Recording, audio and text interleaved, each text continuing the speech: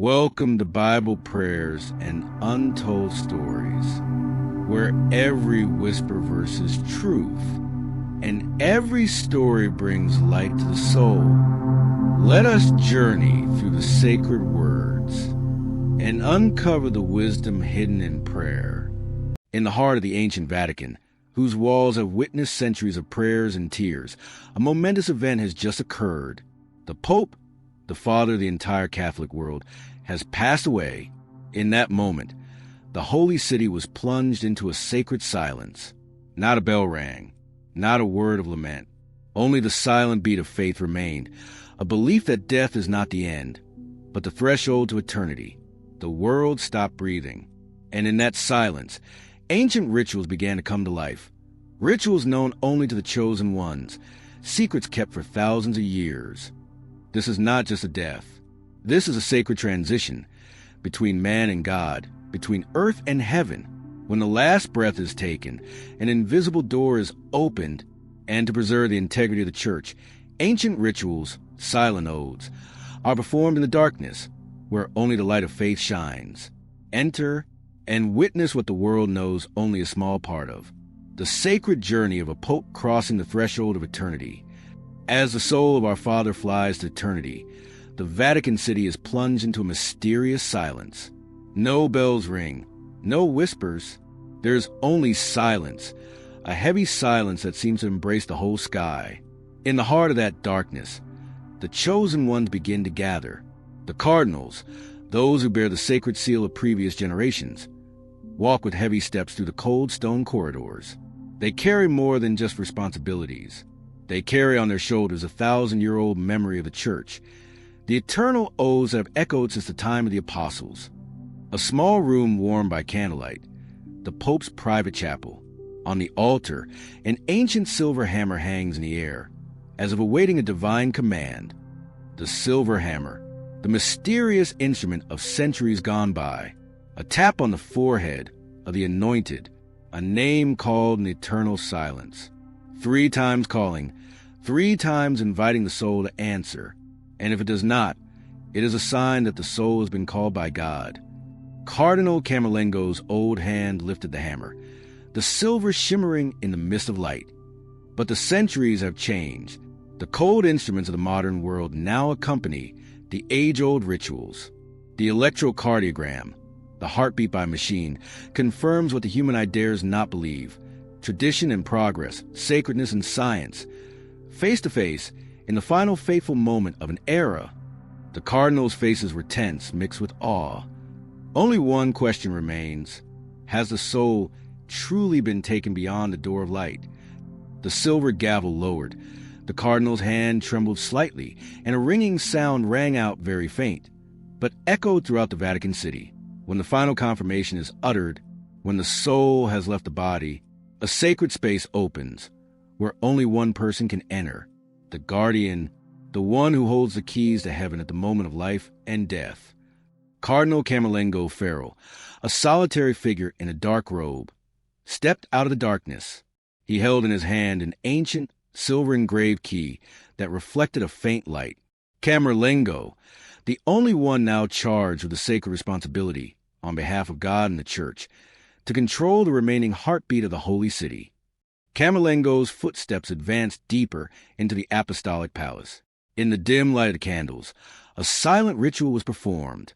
The doors were sealed, the ancient locks were tightened, ending all authority of the deceased. No more reign, no more decree. There is only one eternal truth: the soul has departed from the world. The red wax seals were pressed tightly into the lock by Camerlengo. Each sacred symbol was imprinted in the candlelight. A small room, where the fisherman's ring, the Pope's ring of power, was placed. On the altar covered in black velvet, the fisherman's ring, the symbol of supreme power, lay motionless. The ring that had sealed the decrees, that had sealed the graces of the Church, would now be destroyed. Camerlengo lifted the ring, the cold silver light reflecting on his determined face. To protect the purity of the Church, to prevent any forgery, the ring must be destroyed, right in front of the high cardinals. A special hammer came down, slowly, decisively, shattering the 1,000-year-old symbol. The small fragments fell on the cold stone floor. The sound rang out like a sad bell. And so, all earthly ties were severed. The Pope's soul, now, is free to fly before God, no longer carrying any traces of power or fame. The room is left with only a small candle flickering. About to go out, a new journey begins. But before the new light flashes from the ashes, a long night of trials awaits the Vatican. Darkness embraces the great St. Peter's Basilica. A gentle breeze sweeps through the ancient dome, carrying a whisper as if from another world. When the rituals of severing the earthly world have been completed, the body of the Father is placed in a rough wooden coffin, rustic, simple like his own life. The coffin is made of dark brown wood, without elaborate carvings, only a small cross placed over the heart, silently. No gold or silver, no crown or power, only humility, only faith. Pilgrims from all over the world quietly entered, their faces covered in tears, their hands clasping their rosaries. For 3 days, no distinction between rich and poor, noble and humble. The long footsteps, the soft prayers resounded like an invisible song, weaving a sad chorus for the Pope's soul. The gentle drumbeat, the steady, solemn beats of the Swiss Guard, like the eternal heart still beating for the Church. The Swiss soldiers dressed in traditional armor stood motionless on both sides of the coffin, their spears touching the ground. The flickering candlelight reflected on the silver armor, creating a sea of dim light. In St. Peter's Basilica, the flickering candlelight struggled with the darkness. Every time a candle went out, a prayer was sent to the heavens. The wind blew through the ancient corridors, echoing whispers, as if the souls of previous popes were returning, welcoming their newly returned brother eternity. The flickering light of thousands of candles, the quiet sobbing of pilgrims, the whispering of ancient prayers. Is death the end? Or is it just an open door, leading the soul into a more glorious reign, one no longer limited by time and suffering? The dome of the basilica, where faint beams of light penetrate the stained glass, like paths of light leading to heaven. During those 3 sacred days, life and death, heaven and earth, intertwine in a silent dance, a symphony of eternal faith. Panoramic image, a sea of flickering candles in the dark basilica, like countless souls praying, waiting for a rebirth. St. Peter's Basilica gradually sinks into the twilight. The bells rang far away, echoing a long time, as if to say a final farewell to the late Pope.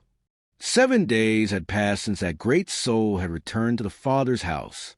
Another, more sacred ceremony began silently. Behind the ancient stone walls of the Sistine Chapel, more than 100 cardinals, men with the seal of their ancestors, entered the most secret meeting in the world, the conclave. One by one, the cardinals in crimson robes quietly entered, their faces bathed in the pale yellow light of candles. At the entrance to the Sistine Chapel, the great doors slowly closed, the sound of the latch resounding, heavy as if sealing an era. From the moment the doors were sealed, the outside world no longer existed. No telephones, no news, no interruptions, only naked souls before God. Modern details are discreetly disguised. Faraday cages hidden in the ceiling, invisible jammers that block all signals from leaking out. The achievements of the world, technology, information, now serve only one purpose: to protect the absolute purity of this sacred moment, so that every voice, every decision comes from the heart and the light of the Holy Spirit. Wooden tables are arranged in a circle. Each cardinal receives a pure white ballot. Each ballot, a prayer filled with hope. Each trembling stroke of the pen, a struggle between reason and faith. And when those ballots are dropped into the sacred fire, they do not just turn into smoke. They become little souls, flying up, carrying messages from the world to the throne of God. Hands tremble slightly as they drop the ballot into the small incinerator. Thick black smoke swirled in the air, like souls who had not yet found home. As the black smoke rose, the world looked up in pain, waiting for a sign, not just a signal of election, but a whisper of the Holy Spirit, that the time had not yet come, that there was still waiting, that the prayers were not yet complete. Each wisp of black smoke curled up into the sky, dissolving into the dark space. And when the last white smoke rose from the Sistine Chapel, the world would know a new soul had been chosen. A son had been given the shepherd's staff to lead the flock in the last days of the world. When the pure white smoke rose, when the light parted the dark Vatican sky, all mankind would know a soul had been chosen. The great bells of St. Peter's Basilica rang out, bustling as if welcoming a new era. Thousands of people poured into St. Peter's Square, their eyes looking up at the central balcony.